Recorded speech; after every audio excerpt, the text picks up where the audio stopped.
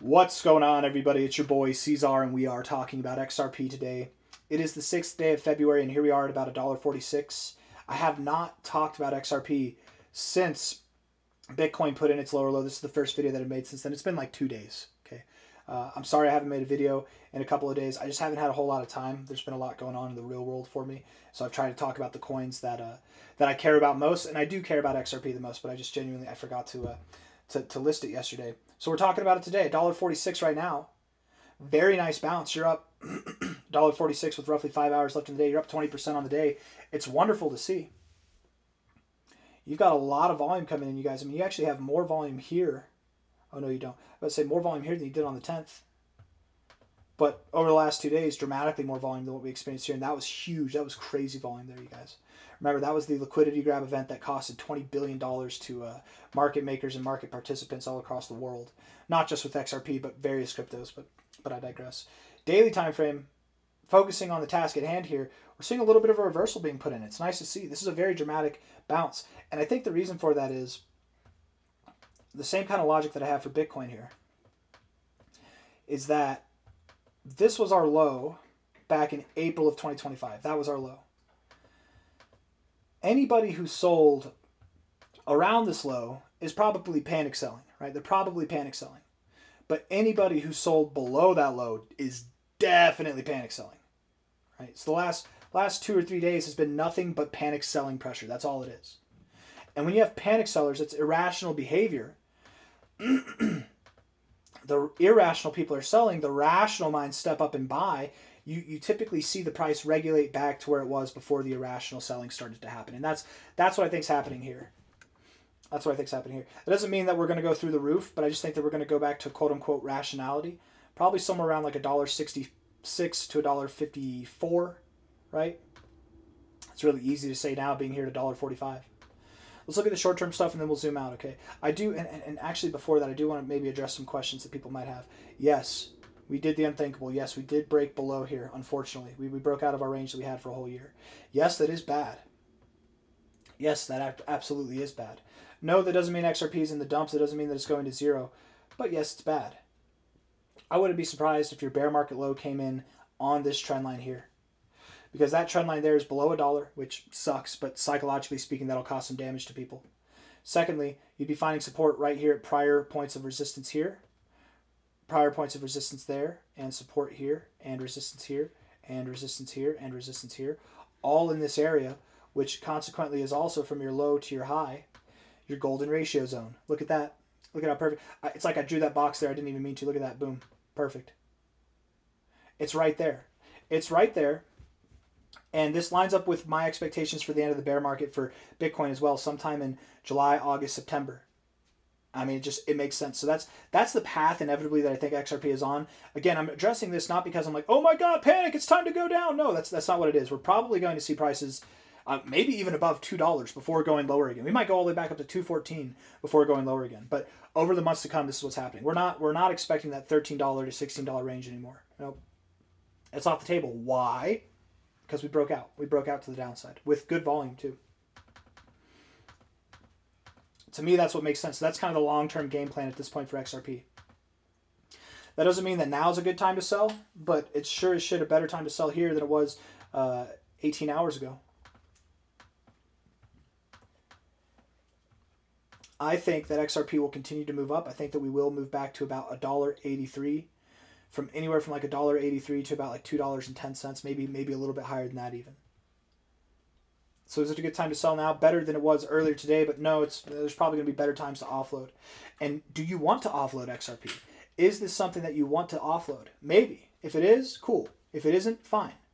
I wouldn't be surprised if anybody who bought XRP up here, who continued to buy in DCA on the way down and they haven't sold a drop, if you just continue to do that, in time, you are going to seem like a genius to everybody you know. It's not, and this, we make it seem like it's so quick that it's going to happen, but that's out in 2028.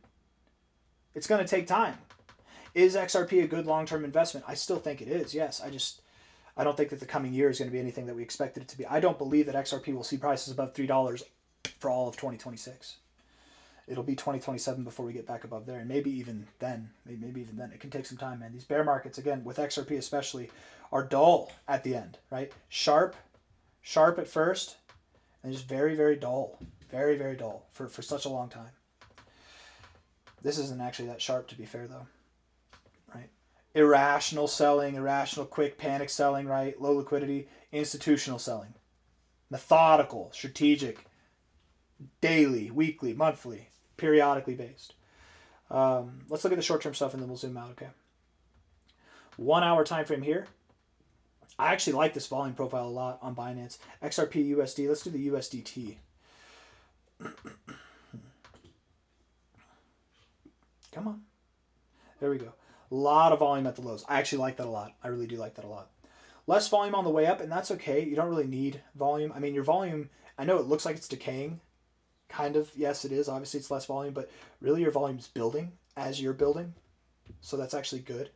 And now your volume's decaying as the price is decaying. So not financial advice, not a financial advisor, but I think I was true and accurate in what I said. I don't think that this is the high. I think that we will go higher, probably around $1.80 or higher before this overall endeavor is done. We'll see. Right now, you're in the midst of a downtrend. Okay? So upward movements from here will be corrections. Okay? If you're in a downtrend, a correction is this. And then you continue moving down, right? Your correction was here. Corrections are known for ABC patterns, 1, 2, 3 patterns. Same on the way down as it is on the way up, ABC. So here, looking at this on the 1 hour time frame, this might be our A leg, B leg, and then C leg, right? We get our Harry Potter lightning strike symbol, and then we dump off because it's a corrective phase that we're looking at right now. What's happening here is not a change in direction. It's not a change in momentum. It is not a macro low. I mean, maybe it's a macro low, but it's not the bear market low. It's not the low itself. Maybe it is, but probably not. Assuming that we're in a downtrend and we'll continue in this downtrend, that would imply any upside movements are just corrections. And corrections, by definition, Elliott correction wave, they are three-legged patterns. That's what they are. They're not quite that ugly. Maybe more like this, something like that. But yeah, three-legged patterns with pretty strong symmetry. This is where bear flags come in. This is where bull flags come in, stuff like that, right? Like we're going to see a bull flag here that plays out, but it's really just an ABC correction to the upside. RSI getting overbought, coming out. Stochastics resetting, MACD looking good. All these signals to me on the charts, they say, okay, we'll pull back a little bit from here, but we probably do still have more to go. From a low to a high, we could bounce at $1.43. If not, we'll bounce at like $1.36 or somewhere around there. I can't imagine that we go too much lower than that. And then we probably do head higher. When we head higher, at least from my expectation,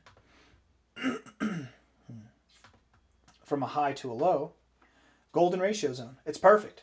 $1.80, $1.90 right there. That's perfect. And if we go through that, cool. 786, 886 awaits. I doubt we get above there. A perfect maximum expectation, a perfect rational expectation. $1.80, $1.90, $2.21 at the highest. This would be an area where, in my most non-financial advice of non-expertise would go. Not financial advice, not a financial advisor is what I'm saying. Where anybody who bought here would take profits. Where anybody who didn't sell here and they freaked out, they were scared, they might tap out at this point. They're like, you know what? I didn't like it when I was down here. We're in a bear market now. We'll probably go lower. I'm gonna sell out here and then just wait for lower prices, right? You're gonna have people who the dynamic of buying pressure and selling pressure is different, right? If we're in a bear market, and we are for Bitcoin, there's more net selling going on than there is buying as time goes on, right? There will be buying, and as the end of the bear market goes on, selling will taper off, buying will come back, and that's what, shifts things ideally, like in an ideal world.